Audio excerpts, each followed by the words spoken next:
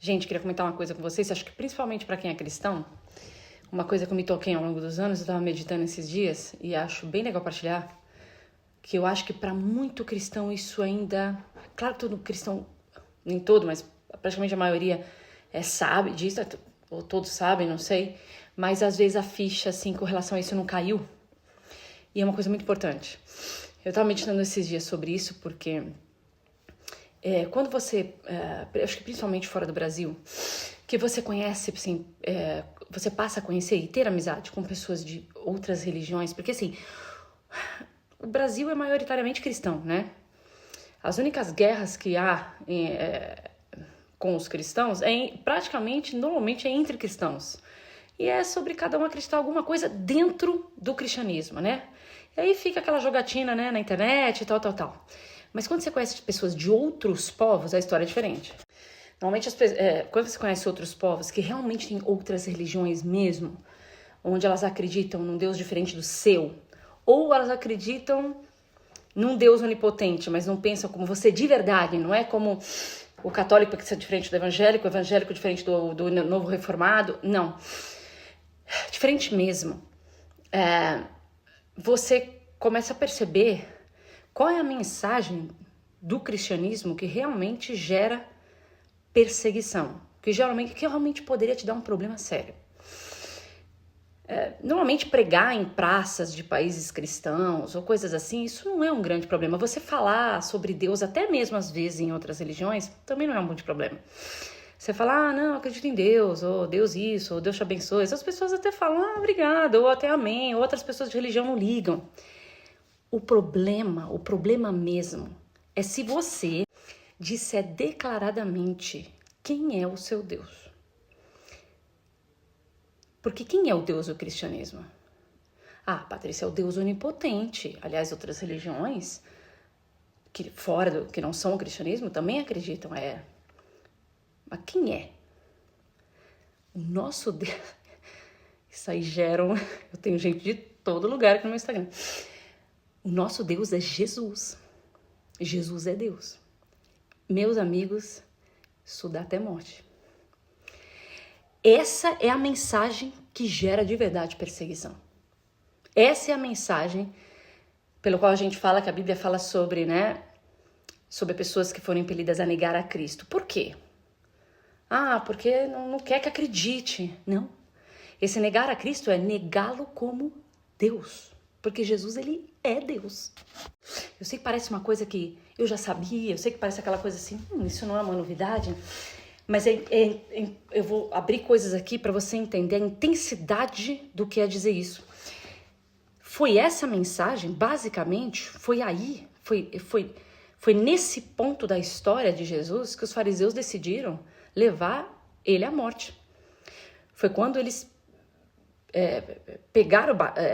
deram um batido nele e disseram, como é que você, sendo homem, faz a ti mesmo um Deus?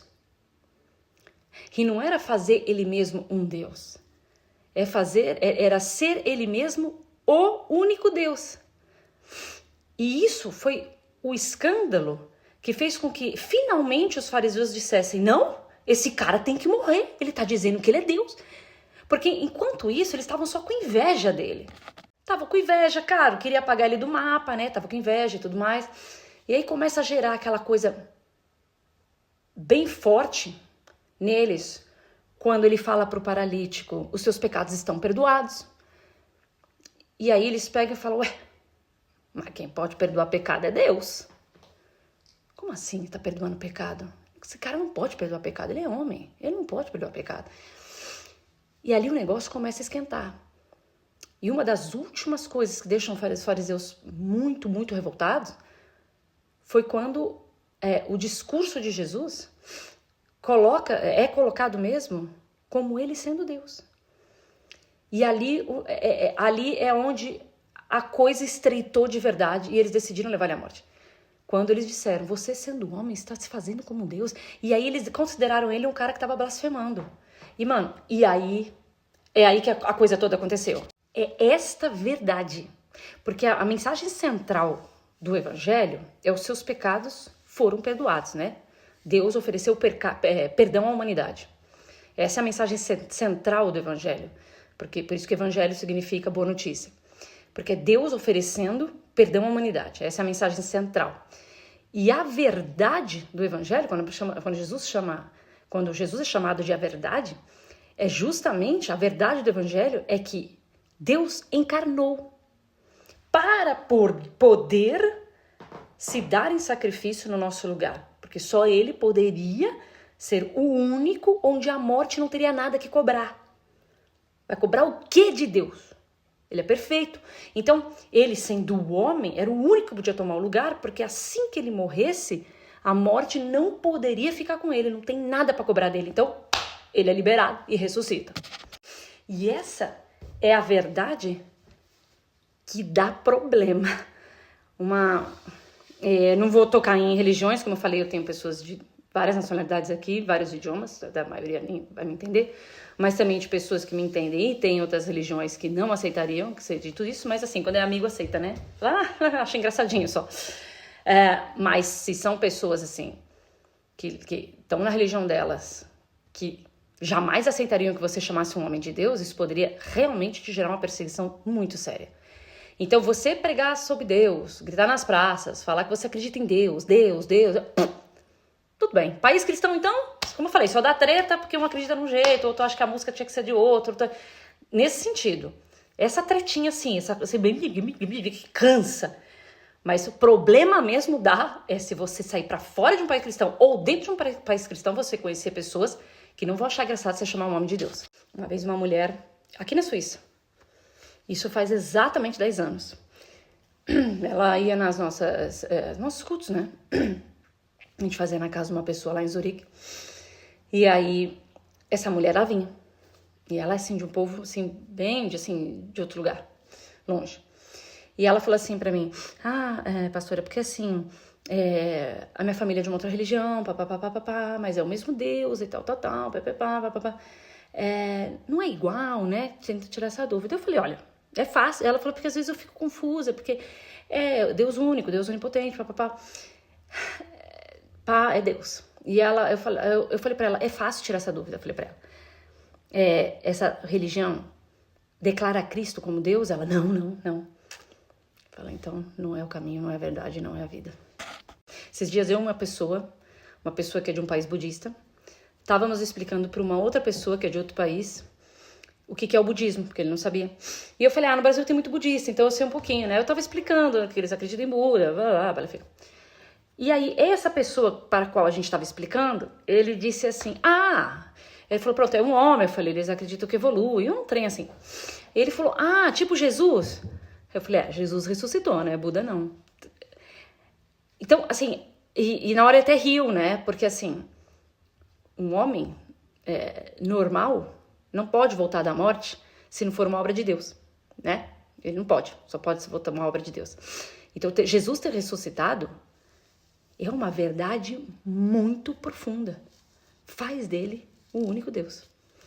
Por isso que só ele pode nos trazer de volta da morte, porque ele é o único, sendo Deus, que consegue vencer a morte. Então, de todas as coisas que é discutida no cristianismo, de todas as coisas, de todas as dúvidas que as pessoas têm do que se prega, do que é importante, a mensagem central é: Deus oferece perdão à humanidade,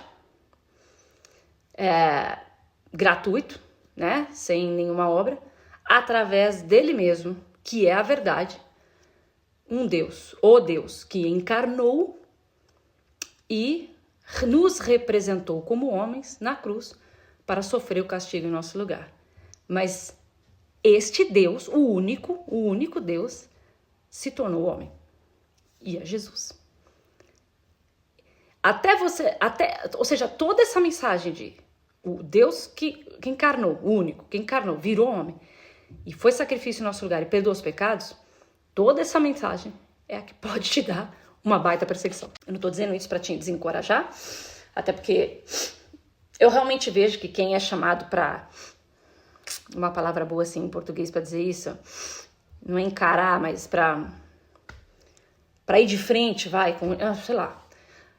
Eu sei que uma pessoa que é chamada para realmente tem que face it, como é que seria isso? É para realmente ir de frente com essas pessoas e falar, né, sobre Deus encarnado, sobre Jesus, que se tornou homem para nos substituir, para perdoar os nossos pecados.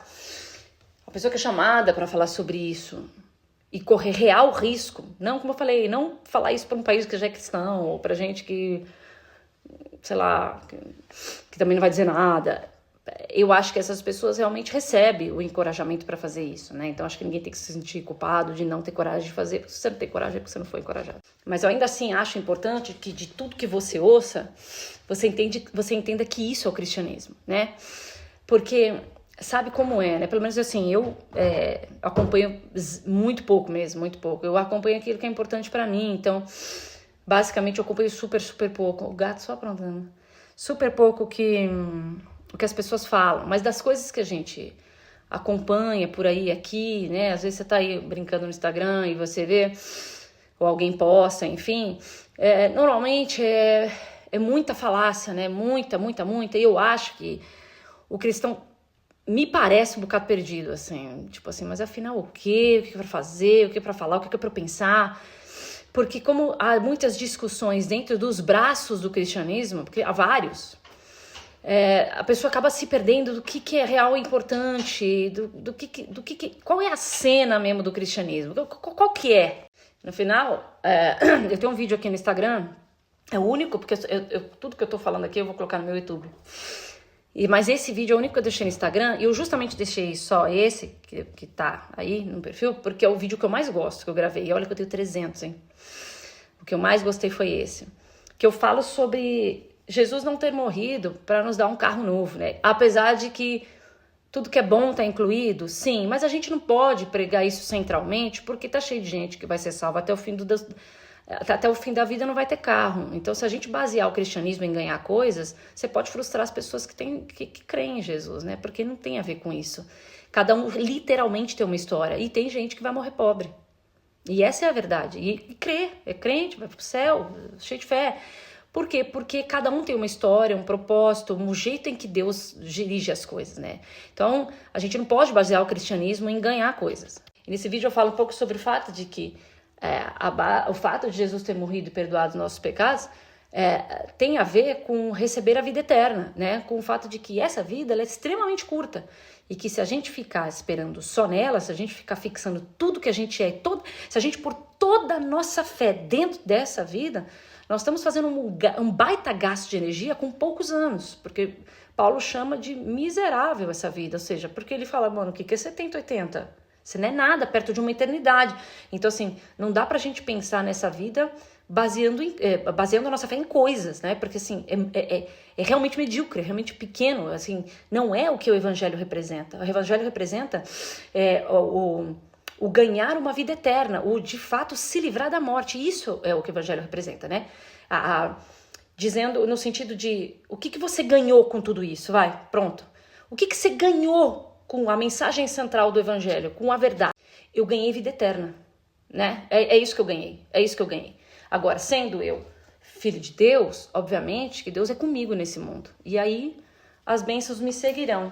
Bênçãos daquilo que está dentro da minha história, dentro do meu propósito com Deus, e é isso, e por aí vai. Mas o que eu ganhei, o principal que você ganhou é o se livrar da morte. É realmente a vida eterna. Então, a mensagem central é: Deus ofereceu perdão aos pecados. Na verdade, que é o Deus que virou homem. E por ter virado homem, foi possível sofrer o castigo no seu lugar. Por isso que você está perdoado, porque foi paga uma dívida, você não precisa pagar ela mais. E o que você ganhou com isso? A vida eterna. E esse é o evangelho. De tudo que você ouve, mensagem de 2 horas, de 3 horas, de 4 horas, de 200 horas, de tudo que você ouve, é isso. Esse é o importante. E o que gera perseguição não é o fato de você saber mais o evangelho do que outra pessoa. O que gera perseguição é você dizer que o seu Deus também é homem. Isso é um problema. Eu estava uma vez lá em Portugal, isso, país cristão, então não dá problema. É bem cristão. E também não eram com estrangeiros, era gente que é tudo cristão. Nós tudo cristão, sabe? Católico, tudo cristão. Católico, evangélico, tudo misturado. E eu me lembro que até um deles, uma pessoa falou assim, cada um tem sua fé, né? Cada um tem que... essa pessoa falou, eu acho que cada um só tem que acreditar numa coisa, né? Cada um tem que ter uma crença. Eu falei, eu acho que cada um tem que escolher o seu Deus, né? O meu é Cristo. Aí deu aquele silêncio, mas não deu nada, né? Porque na verdade é país cristão. Tá tudo bem. Então ninguém fala nada, mas dependendo de onde você estiver, isso dá um problema. Então é isso, assim, eu queria, assim, partilhar isso com vocês, porque eu acho isso super interessante, principalmente, assim, as pessoas têm muito medo dos fins dos tempos, das perseguições e tudo mais, mas a mensagem central da perseguição é essa. Você falar de Deus, várias religiões também têm um Deus. Se você falar que tem um só, você já ganhou eles também. O problema é quem é o seu Deus. Isso dá BO. E depois, falar e perdoar de pecados, desde que você não chame um homem de Deus, se calhar ninguém te dá bola, né? Agora, claro que essa mensagem sobre perdão de pecados é importantíssima ao cristão entender, né? Porque tem muito cristão que vive com culpa. Então é importante ele entender que o pecado dele está perdoado a partir do momento que ele recebe a Cristo, né? Como Salvador, está salvo dos pecados dele. E depois, que o que eu ganhei com o Evangelho? A vida eterna. Os bens te seguirão sim, mas não é esse o ponto.